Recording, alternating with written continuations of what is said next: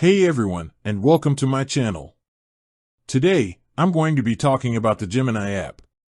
This is a new AI chatbot that Google recently released, and it's been generating a lot of buzz. But is it any good?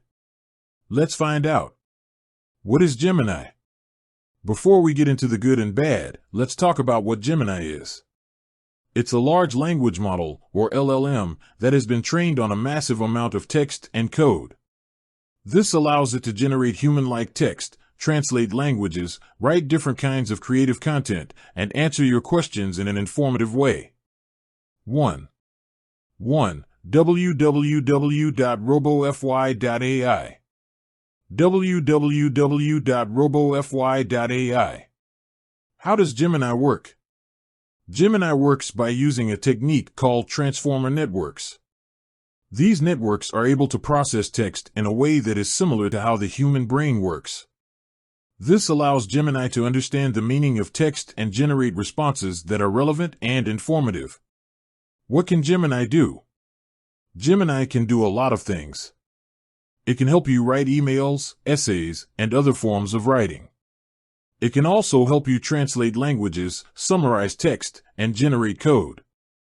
Additionally, Gemini can be used to create chatbots and other conversational AI applications. Is Gemini good? Now that we know what Gemini is and what it can do, let's talk about whether or not it's good. There are a lot of different opinions on this, but I think that Gemini is a very impressive tool. It's still under development, but it's already capable of doing some amazing things. One of the things that I like most about Gemini is its ability to generate creative content. It can write poems, stories, and even songs. This is a really cool feature, and it has a lot of potential applications. Another thing that I like about Gemini is its ability to answer questions in an informative way. It can provide you with a lot of information on a variety of topics. This is a great resource for learning new things. Of course, there are also some downsides to using Gemini. One of the biggest downsides is that it can sometimes generate inaccurate or misleading information. This is because Gemini is still under development, and it doesn't always have a complete understanding of the world. Another downside is that Gemini can be expensive. The cost of using Gemini depends on the amount of text that you generate. So, is Gemini good or bad? I think that Gemini is a good tool, but it's important to be aware of its limitations. If you're looking for a tool that can help you generate creative content or answer questions in an informative way, then Gemini is a great option. However, you should be careful about relying on Gemini for information that is critical to your decision-making. Overall, I think that Gemini is a promising tool with a lot of potential.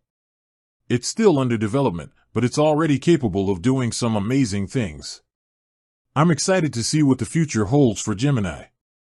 With that said, thanks for watching, and until next time. The potential applications of Gemini are truly vast and exciting.